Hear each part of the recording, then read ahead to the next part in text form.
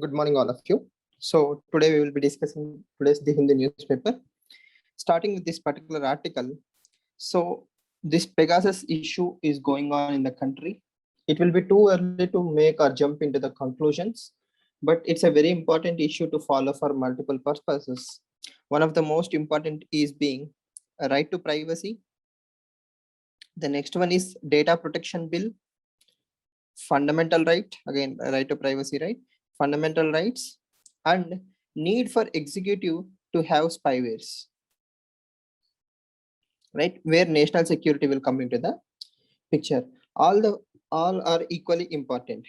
Now, if you observe the NSO group, by the way, which is not the only group which sells such kind of spywares, right? They have the clientele as nation states, so they don't sell to individuals. For example, you and I might go and ask, I need a Pegasus. They will not be selling it. They are selling it only to the nation states. So the chances are, if X is an Indian citizen, he was targeted either by Indian government, which is denied by the government of India, or some outside state actor. Okay, so when an outside state actor hacks a Indian citizen's phone, okay, that is a cyber crime, which is violating our own fundamental right, and it is the responsibility of the Indian state to protect these things from happening. Because the most common logic being, there are two major operating system. One is iOS, the other is Android. Okay, 99.9% of the population who are using the phones, right, are either using Android or iOS. So if the technology can be hacked, if that operating system can be hacked, it can happen to anyone. So the fundamental right of all Indians are under threat, and we don't have a mechanism like data protection bill. If we found out that some state actor has outsider, like other state actors have done this, we don't have a mechanism to punish that. And even a scarier scenario, which is hypothetical as of now, is there are some persons or some individuals within the Indian government who have access to this Pegasus, and they misused or abused. It was purchased, let's say, for national security purposes, but what it was used for political tools. If this is a real scenario, if this is actually what is happening, that violates the trust of the population in so many levels. And also here, because of lack of data protection bill, right, we don't know how to proceed from this particular point onwards. So Telegraph Act, IT Act, there are multiple legal remedies which are already available. Only through legal means, with stringent checks and balances, a particular individual in India can be under surveillance. Okay, it's not just like, somebody will say, okay, put this person on surveillance and automatically it is done. No, there are enough checks and balances. Now, Pegasus is a highly sophisticated version. We need to understand that now.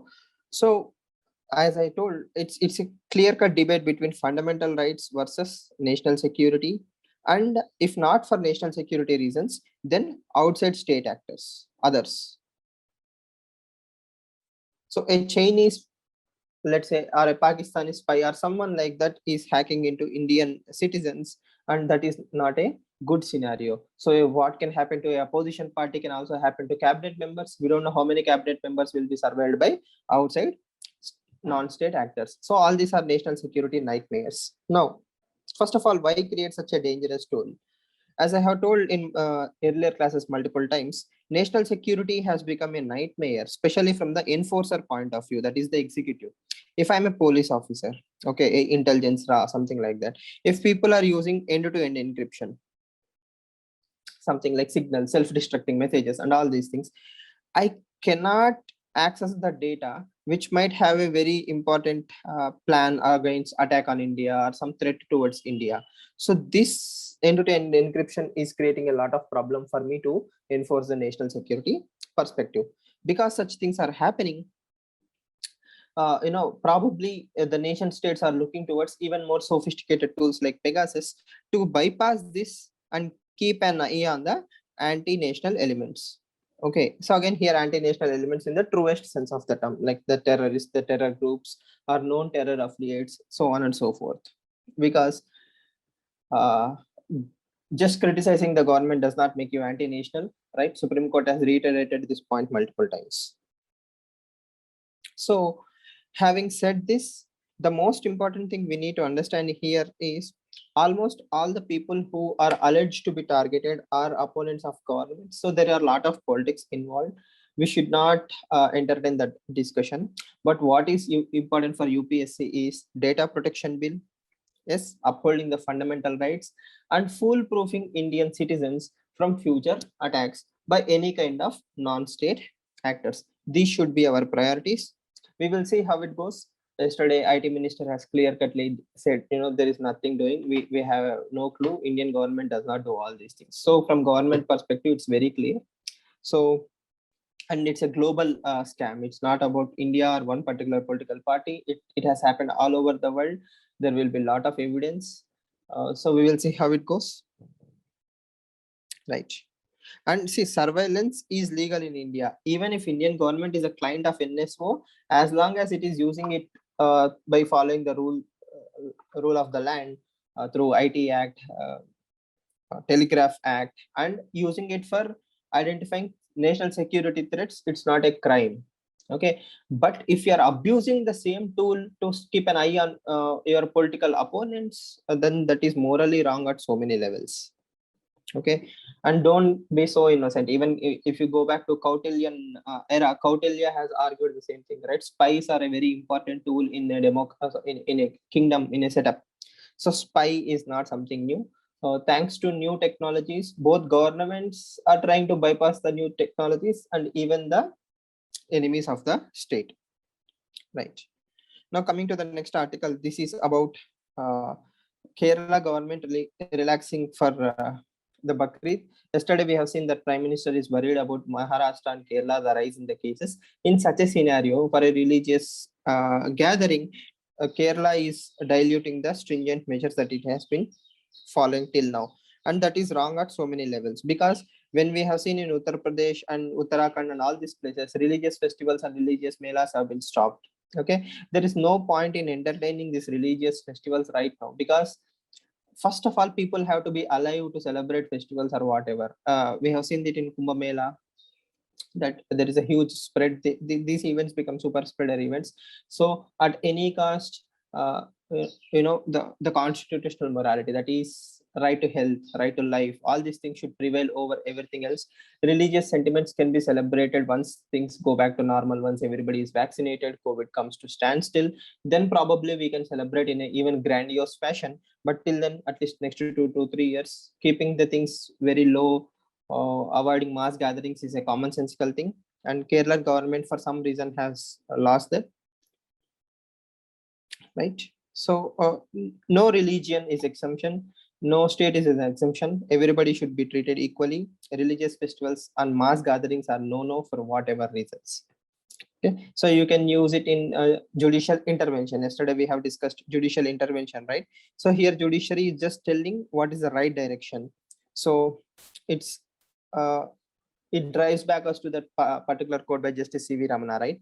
Constitutional morality or upholding constitutional morality is not the only, or judiciary is not the only institution which should do that. When executive, legislature, judiciary, all the three things uphold the constitutional morality time and again, that is when the country will be much safer. Okay, so this is again misuse of the existing draconian laws.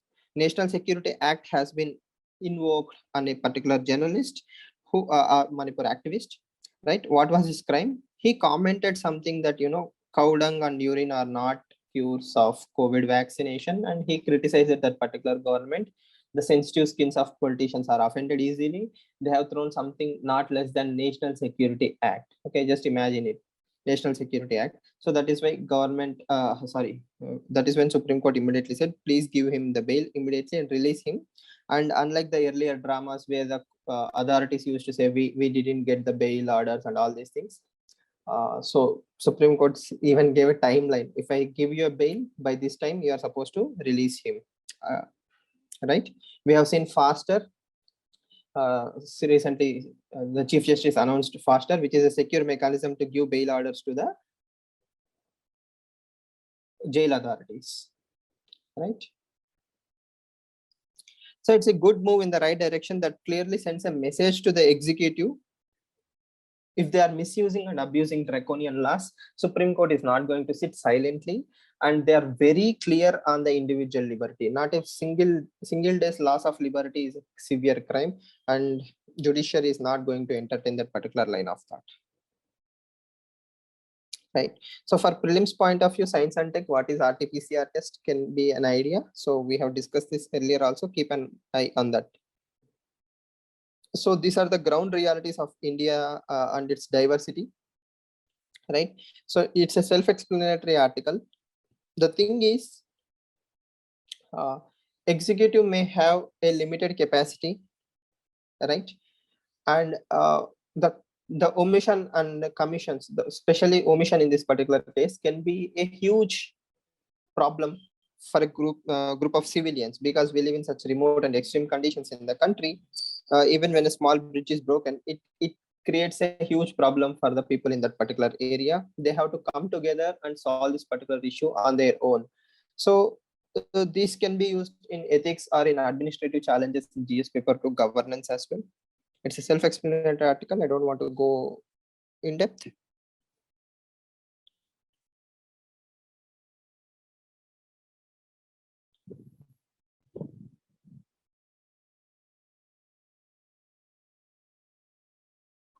Right. So the crisis of learning. We have seen recently few articles on reopening of the schools.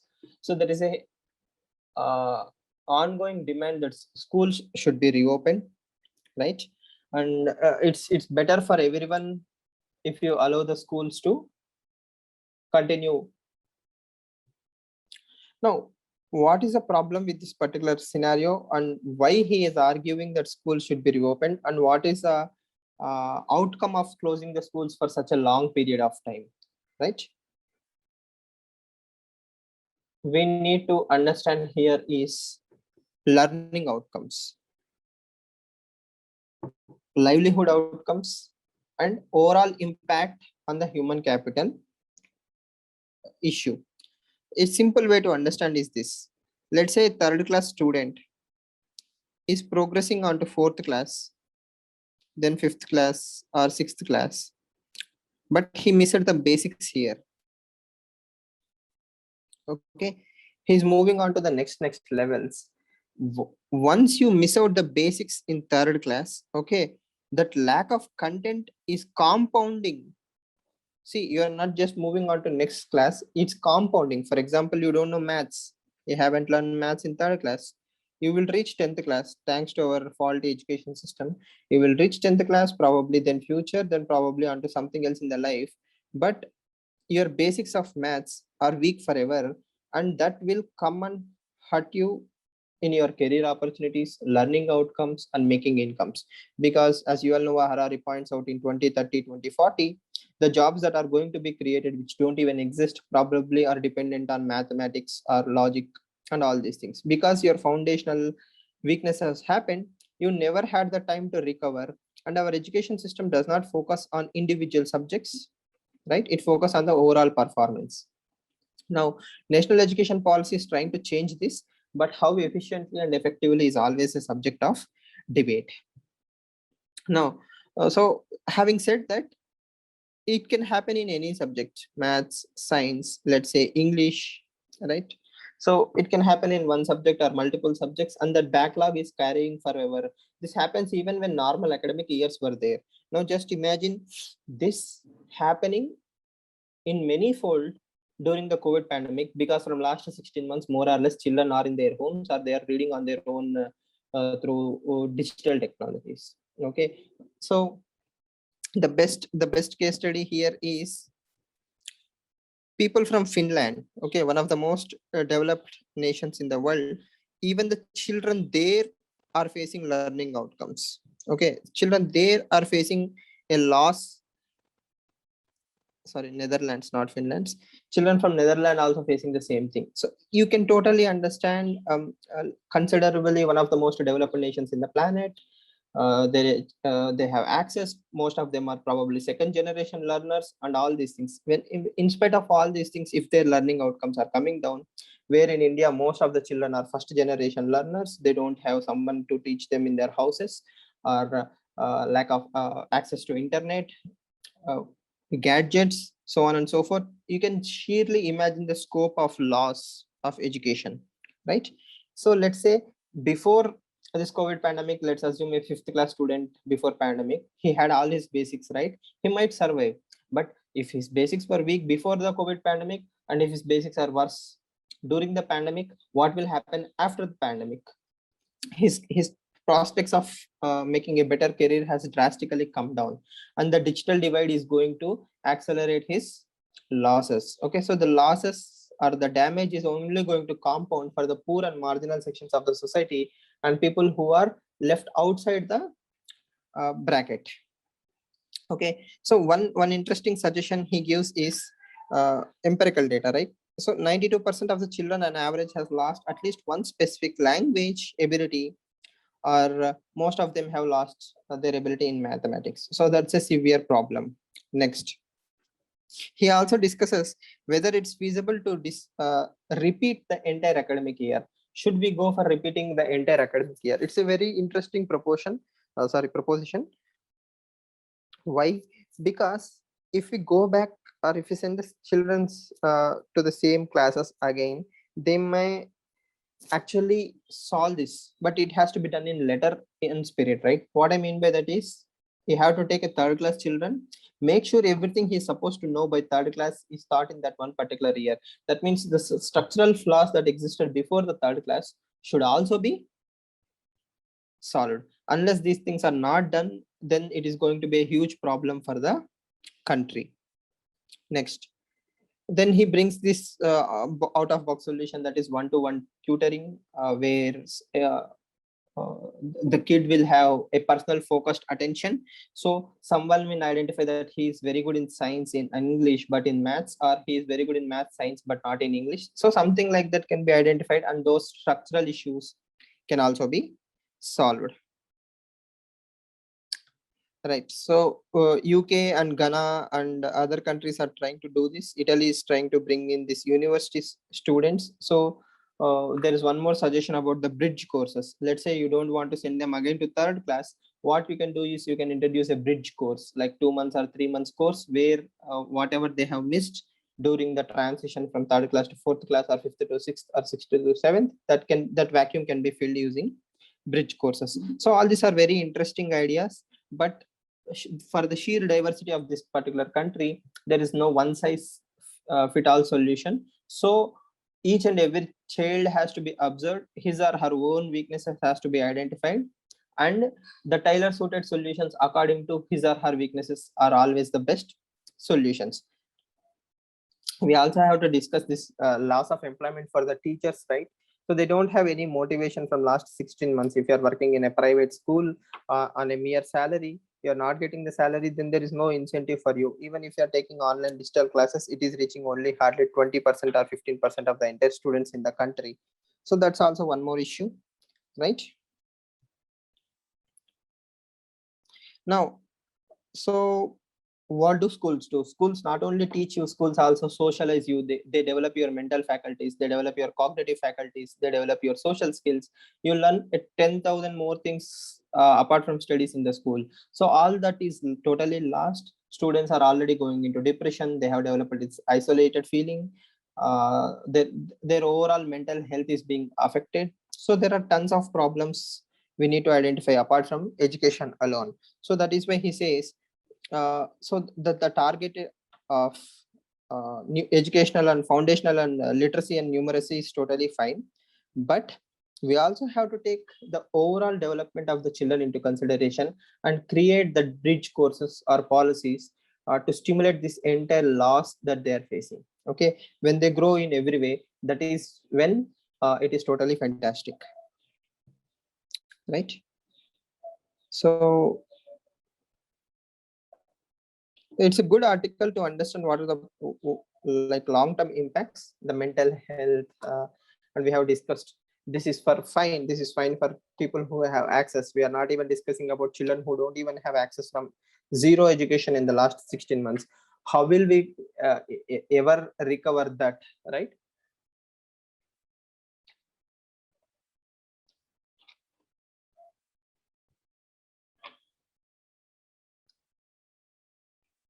So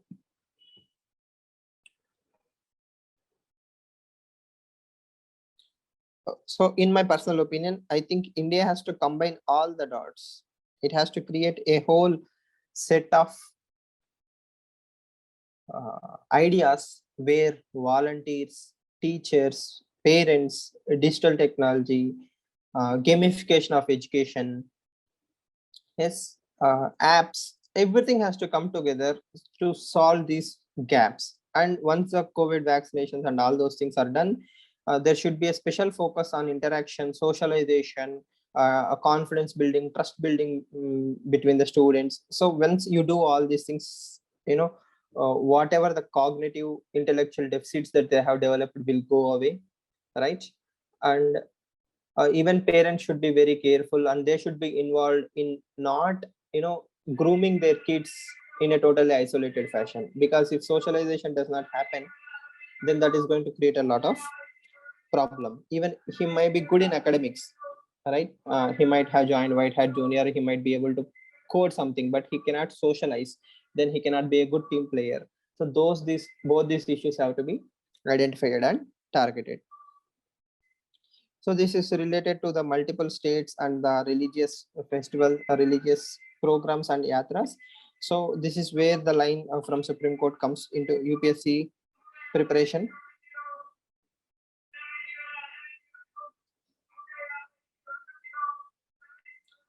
So all other sentiments, religious and subservient to the most basic fundamental right, that is right to life.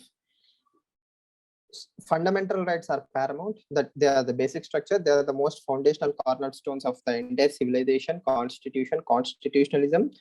Without respecting them, nothing else will come into the picture. So if you remember a simple argument, right to religious freedom is also a fundamental right, but there are always exemptions.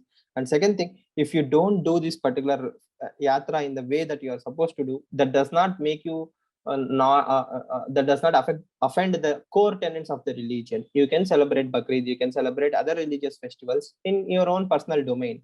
You need not do it as a public gathering or a mass gathering, right? So as long as you do it as an individual aspect, your religious freedom is totally appreciated, and right to life is the respected. So at least in COVID times, we should have that idea and understanding that we should not make everything communal. And the most important thing is the populistic political tricks should not be entertained during this kind of things, right? Now, surveillance reform is the need of the hour. So this article talks about the Pegasus issue. Now, as I have mentioned in the introduction statement also, most of the people who are targeted in India, or at least the names that came in that public Guardian report, are journalists, are opposition political parties, are social activists. So that does tell something, that somebody is targeting people who are against the government. Yes. Now, the most important thing for democracy is to recover from its own mistakes. Democracy always recovers from its own mistakes. Now, what do I mean by that? Again, somebody within the system might have abused the system. So it's outrightly wrong to say that the system is corrupt or wrong. At the same time, it's equally flawed to say that there are no flaws in the system. Somebody somewhere must have done some mistake. That mistake has to be brought out, discussed, and that gap has to be filled. It has to be cemented, so that when you are in opposition, the party in power cannot misuse the same thing tools against you. Okay, so don't do unto others what you don't want to be done to yourself, right? So the same dirty trick can be played by opposition parties when they come into the power, or even worse, the state governments might start using this against its political opponents. So we will become a banana republic, or we will become a democracy for namesake, but authoritarian in every fashion. So in George Orwell's book 1984, this is exactly what he discusses, right? Orwellian state. So we are not there, and government has categorically denied that. So we will take the government at its face value. So we respect the government, and we assume somebody somewhere had overstepped their authority. That particular person has to be found out, and he should be punished for crossing the line. The rest all is fine. And again, it's naive or very innocent to assume that governments should not use spyware at all, because the security threats are no longer normal. The non-traditional security threats have increased, radicalization has increased, lone wolf attacks have increased. But throughout the history, not now, throughout the entire human history, we have always understood, once we give power, that is when the real character of the people will come into the picture. So let's say Pegasus was purchased by Indian security apparatus for national security purposes. Okay. And they need not tell that we have actually purchased that. Then that will ruin the entire surprise, right? Okay. So they can use it for national security purposes, but there should be very heavy checks and balances on the things that these kind of tools are used only for, targeting uh, people with criminal antecedents, or people who are sure shot that are anti-nationals. Okay, just to gather information, you cannot use the tools. Once you're confirmed with the normal, less intrusive tools that this person is going to do some anti-national activity, only then you can use such tools.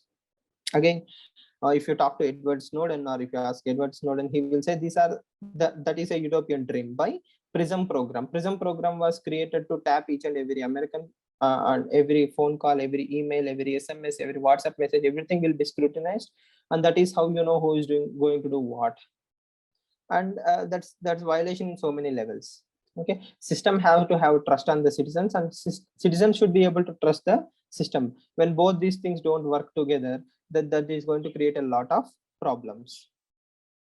Now, so fundamental rights are paramount. When right to privacy as per Puttaswamy judgment is violated, it has to be protected in all costs. So a government has to identify this.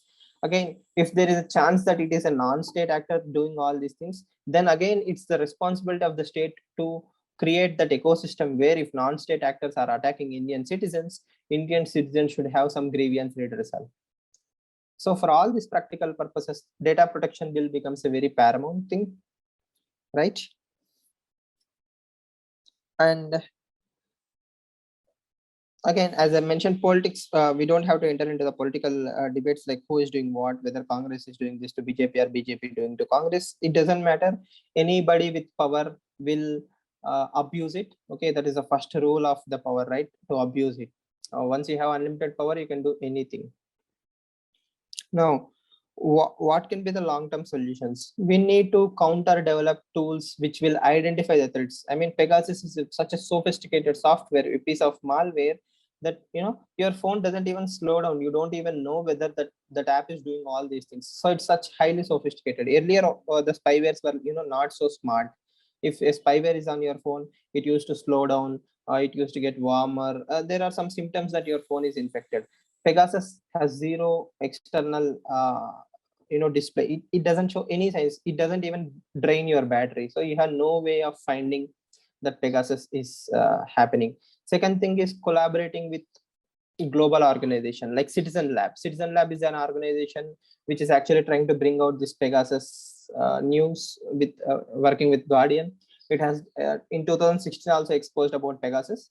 So if governments are so interested in proactively working against these spywares, what they can do is they can collaborate with Citizen Labs and other ethical hacking groups and try to keep an eye on tools to identify zero exploits. See, again here, the zero exploit tools have to be understood. iOS or Android, respectively Apple and Google, right? These are created by Apple and Google, iOS and Android. Even these companies are the people who are creating these operating systems don't know there is a flaw, there is a bug. Okay, using such unknown bugs, right? These companies like Pegasus, NSO, start attacking the phones. These are called zero exploits. Zero exploits. That means nobody actually knows that there are problems. Very smart hacker identified these flaws and he is exploiting them, right? Once these flaws are identified, automatically the companies will release something called as patch. That is where we get the security updates, right? So governments have to invest more in identifying the zero exploits, working with groups like Citizen Lab to make sure that the citizens are protected, and bring data protection bills and stringent measures, strict fines, and increase the standard operating procedures and checks and balances. Okay, Telegraph Act has a very stringent mechanism, like nobody, just like that, anybody cannot start surveilling, right? It has to be at the highest authorities, national security level. So joint secretary or above, or national security advisor, such high levels. So there should be having a extra checks and balances or internal audit to make sure that the tools are not used against innocent Indian citizens and used against very few individuals, and that too as the last resort. So all such kind of checks and balances have to be developed. That is how democracies get stronger. Instead of crying over the spilled milk, like who is what, this long-term solution attitude has to be developed.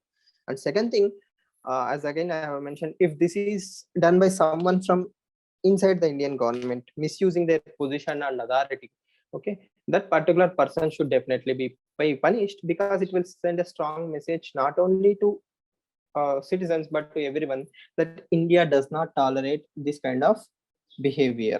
So it's a very important thing. And also remember, if not for Pegasus, there will be so many other tools. Okay, this is never going to end, and the spywares will keep coming and coming.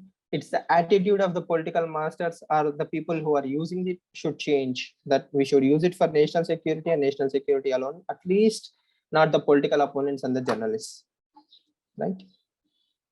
So that's a very important thing to be noted, because if you observe the list, as I told last class also, the lady, the person who has complained against Mr. Gogoi, I think, the sexual harassment case, she was also under this Pegasus. See, Pegasus is a very costly software. It's not like, you purchase it once.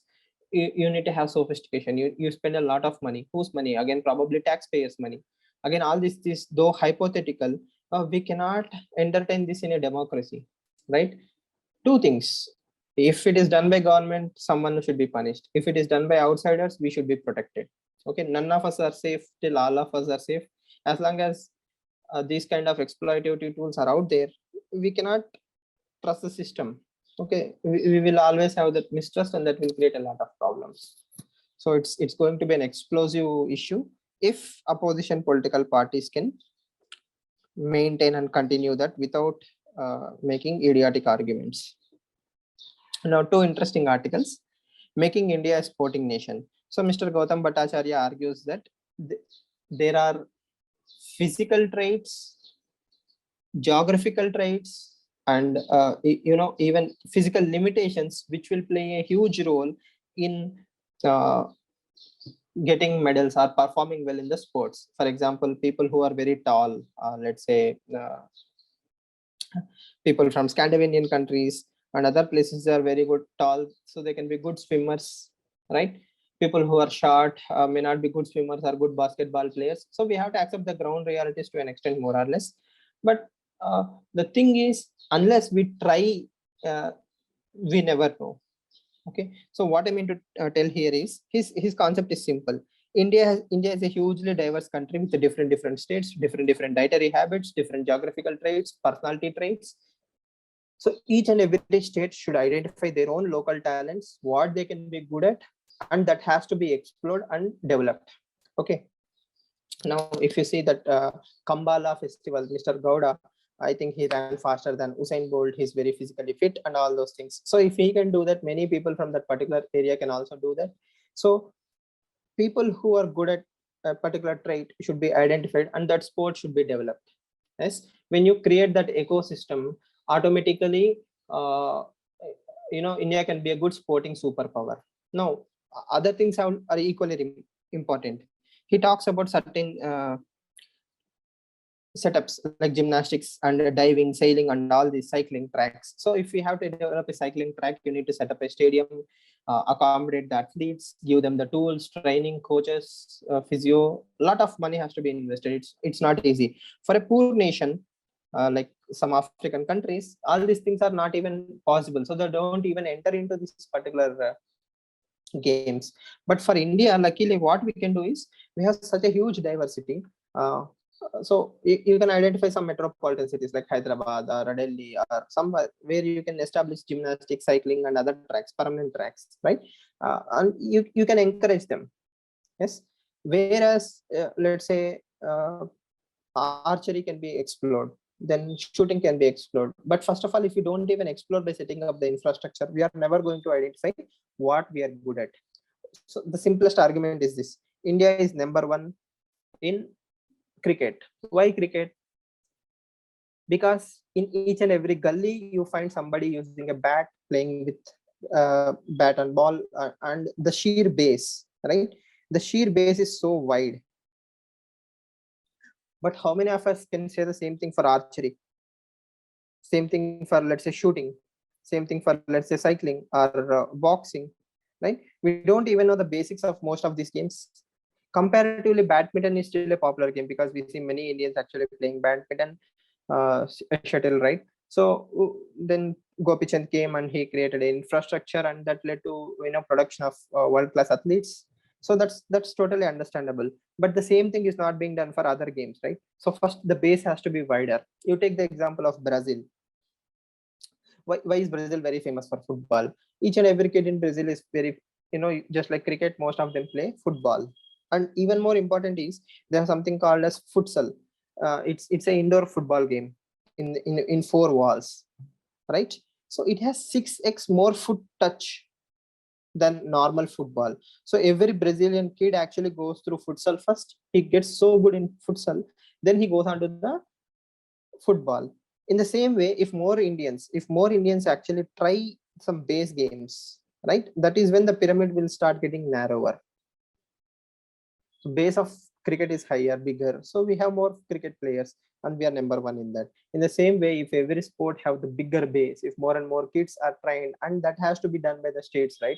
State has to create that infrastructure ecosystems.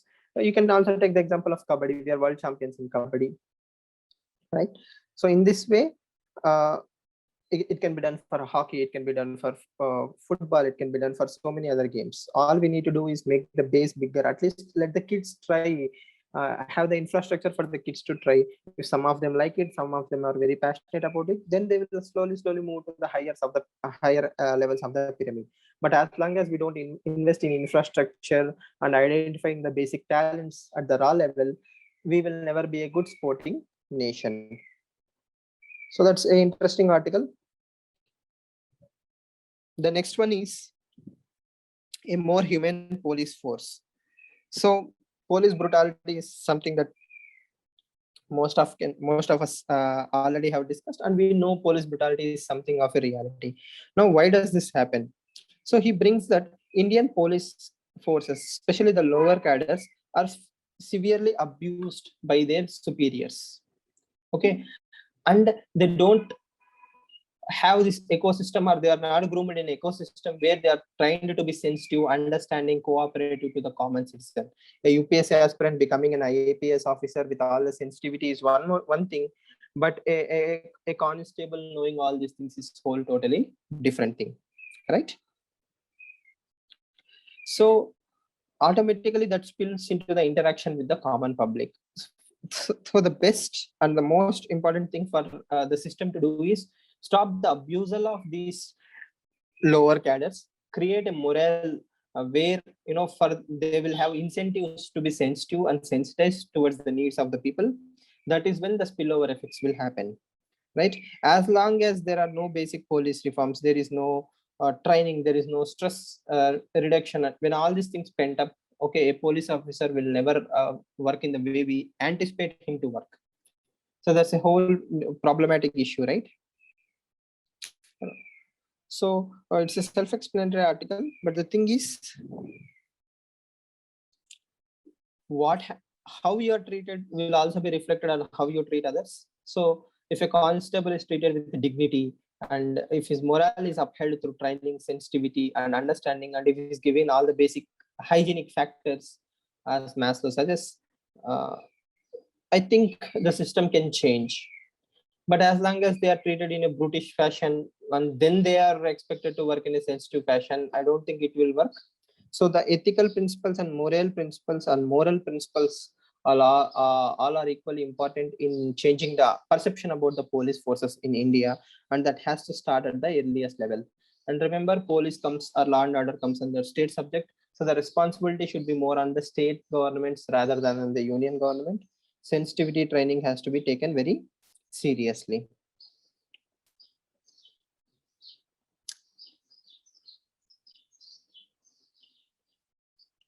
Right.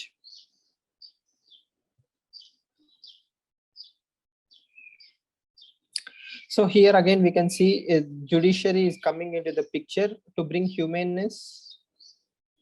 It is saying that the kids in the juvenile protection and care homes, they should be taken care from the COVID pandemic. They should not be given alone. We also have seen the human action from the government, right? Government has set up something called as orphan fund. So orphans will be taken care and they will be given certain amount of money. So both executive and judiciary are working in the same principle. The goal is same, that is the welfare of the children. So the fundamental rights are upheld even in the COVID pandemic times, right? Because we have seen children are being abused, domestic abuse have increased, violence have increased, many of them have been orphaned, they are also going through mental trauma, especially if you are an orphan, you are living in a juvenile home and all these things, the mental issues will compound because there is no one to tell you what is good, what is right, what is wrong. Nobody will be taking care of you, right? So the sheer mental health issues will be exponential. So all these things have to be taken care and understood. Next, all of us know Pakistan is under the FATF grey list. It is not coming out of the grey list anytime soon. The thing is, Pakistan is saying that India is using it as a political tool. But the problem is, if you are not doing something wrong, if China can try, but China cannot put India under FATF list, right? Why India is not doing anything right? But as long as you sponsor terrorism, you entertain money laundering, that will create problems. Yes. So just remember, it's a common song from Pakistan. We don't have to be worried about it. But other side is we can see this as a diplomatic victory for India, because India has successfully persuaded Western countries, even China to an extent, saying that Pakistan is a sponsor of terrorism. Pakistan cannot be trusted and it has to be kept under the FATF grey list very stringently. As long as we keep maintaining this momentum, Pakistan won't have extra luxury, especially in the light of Afghanistan's scenario, because if Pakistan is having access to more money, money laundering and all these things, it might use it to divert the Taliban's or some mercenaries towards India, which will again become a headache for our security forces. So it's in the best scenario that Pakistan is under a microscopic observation of the FATF list, FATF group, right? Next, speedy trial is the fundamental right. Now it's a very established factor. What justice delayed is justice denied. If somebody is arrested, he should be either punished or acquitted. He cannot hang in balance forever. As most of you know, Indian jails are already overcrowded and the quality of life is very bad in Indian prisons. And it has been recently seen in Stan Swami case, right? He passed away before even the entire procedure has started. We will never know whether he was actually guilty or innocent. So that's a problematic scenario. So that is why the Bombay High Court has said speedy trial is the right to fundamental right. Yes, and it has to be implemented as soon as possible. This is where the state's capacity has to increase.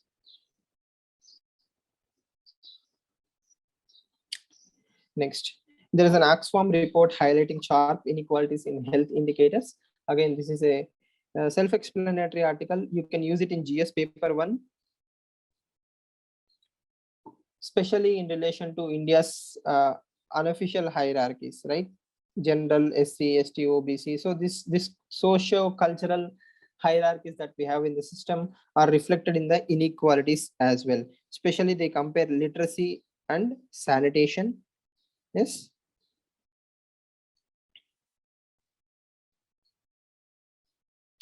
The access to healthcare is one of the most basic fundamental rights, because if you don't have access to healthcare, it will push you back into below poverty line, or it will put a cognitive tax on you. Both these things are very problematic, because without human capital development, there cannot be economic empowerment. So human capital development, which is education and health, are the foundation pillars of economic empowerment. Only when a community is economically empowered, right, they have the full capability, that is when they can pull themselves out of this inequality cycle. As long as these things are flawed, okay, the vicious cycle will keep on going, and generations again generations after generations will stay in this poverty line. Now, so this is a very serious issue that we have to be discussing, because this is about Microsoft alleging that a state actor, see again, it's here not about some private company. If you remember the Russian hacking case, or evil reveal, right? That is, ransom is not evil, right? So that particular group is a non-state actor, though they are working from Russia, they are non-state actors. You cannot blame Russian government here. Microsoft is alleging China directly that you are behind the particular criminal hacks or ransom cyber attacks on Microsoft and other institutions. So this is cyber war. As Joseph Nye says, cyber war is the next frontier, right? Space after, land, air, water, then cyber, last is space. So we are fighting in the fourth frontier, and all the future wars are going to be fought in either fourth or fifth frontiers. So this is a severe offense, and China is officially obviously will refute that. But think about it. How will this apply to India? If Microsoft, which is a very reputed company, and American companies which are very well invested in cyber securities and all these things can be hacked, what guarantees do India have? So the future security threats are going to come from the cyberspace, and it's a very important lesson. And it's an ongoing issue between USA and China. And last interesting article is climate change has added 1,000 new lakes in Swiss Alps. So what will happen when more new lakes are created? That will accelerate the melting, right, of the ice caps, and that is not at all favorable for the planet. So 1,000 new lakes are created, and the most important fact is 180 have been created in the last decade alone.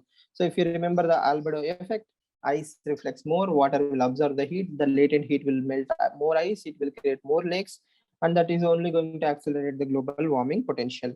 So it's a very interesting topic. You can use it in GS paper 3, environment and biodiversity.